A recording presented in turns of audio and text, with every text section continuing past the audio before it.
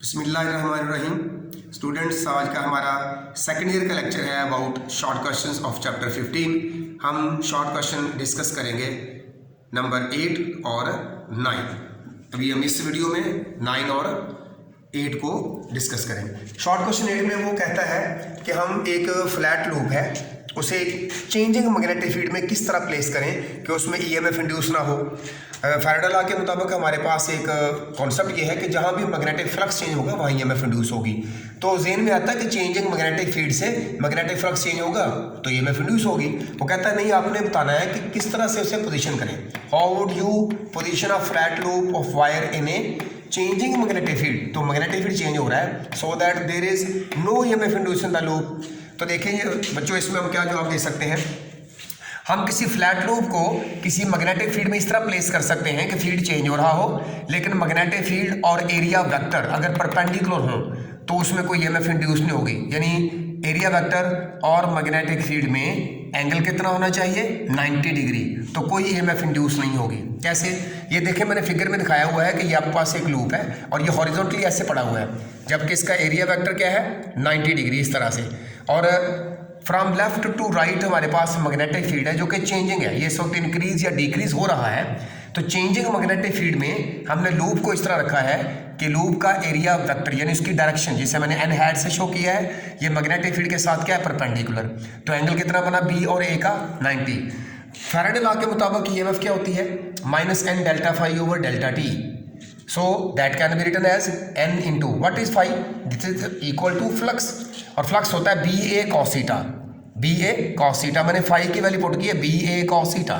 अब delta apply हो रहा है बी पर, चूंकि मैग्नेटिक फील्ड चेंजिंग है, एरिया कांस्टेंट है, तो एंगल कितना पुट करेंगे, 90। cos 90 कितना होता है, 0। तो ये पूरे फैक्टर को जो ऊपर है वो 0 कर देगा, तो 0 ओवर समथिंग इक्वल टू 0। इसका मतलब ईएमएफ कितनी आ रही है, 0। तो कोई फ्लक्स नहीं बन रहा।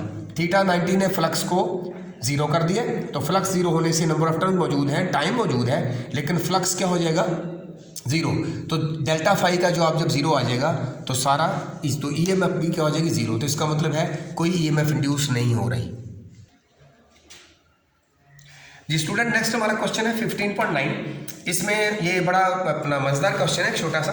वो कहता है किसी जगह पर, सर्टेन रीजन, किसी जगह पर earth magnetic field points vertically down. जमीन का अपना एक मैग्नेटिक फील्ड है और वो अर्थ की यानी ग्राउंड की जो फ्लैट सरफेस है उसके साथ वर्टिकली डाउन है, और एक हवाई जहाज यानी प्लेन उड़ता हुआ जा रहा है नॉर्थ की तरफ।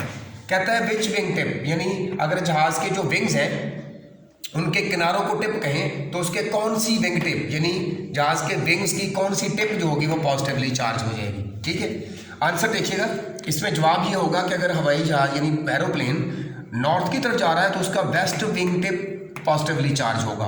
Waste wing tip will be positively charge. किस तरह से, देखें, जब प्लेन नॉर्थ की तरफ जाएगा, इधर फिगर पे गौर कीजिएगा, आपको ज़रा जल्दी समझ आ जाएगी, फिर मैं इसकी डिस्क्रिप्शन पढ़ दूंगा। ये देखिए, फ़र्ज़ करें मैंने एक बनाया हुआ है प्लेन, ये प्लेन की फ़र्ज़ करें ये लेंथ है और ये उसके विंग्स हैं, जिसको मैंने यहाँ ब्लू में दिखाया हुआ, ये विंग्स है। और मैग्नेटिक फील्ड क्या है, ये जो आपके पास बोर्ड है ये प्लेन है, ठीक है, आप यूँ कह लीजिए ग्राउंड है, तो मैग्नेटिक फील्ड क्या है, वर्टिकली डाउन। जब आप पेपर पर बनाएंगे ये वाला मैग्नेटिक फील्ड, तो पेपर को आप क्या कहेंगे, उसे ग्राउंड कंसिडर करेंगे। पेपर पर जब भी हम मैग्नेटिक फील्ड डाउनवर्ड बनाएं या उस पर नॉर्थ और साउथ वगैरह बनाएंगे तो याद रखिएगा पेपर पर हमेशा ऊपर की तरफ नॉर्थ होता है, तो नीचे साउथ, राइट पे ईस्ट और लेफ्ट पे वेस्ट होगा। अब उसने जहाज को किधर मूव करवाया है, aeroplane is flying towards north, तो ये मोशन है उसकी नॉर्थ की तरफ। इसका मतलब वेलोसिटी इज टूवर्ड्स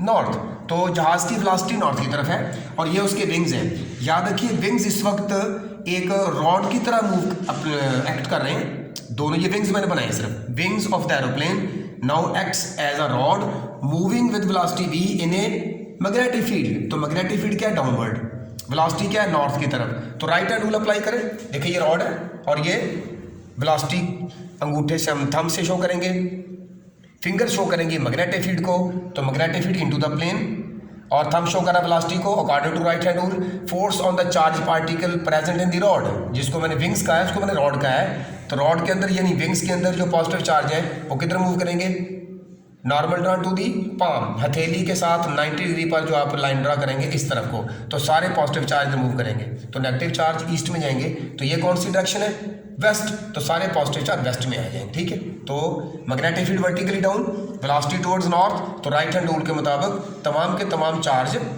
कहाँ आ जाएंगे, वेस्ट में। क्यों, wings of the rod, wings of the aeroplane, wings of the aeroplane acts as rod moving है ना मैग्नेटिक फील्ड। तो इसको मैं आप ये पढ़ देता हूँ, सारी क्वेश्चन को अगर आप लिखना चाहते हैं रीजन, तो रीजन क्या होगी जी,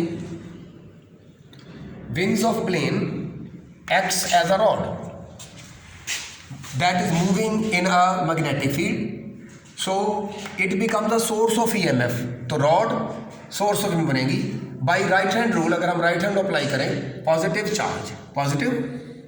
charge will deposit at west wing tip, तो सारा positive charge west wing tip पे डिपॉजिट होगा as shown in the figure. तो आप ये फिगर बनाकर इसे एक्सप्लेन कर सकते हैं।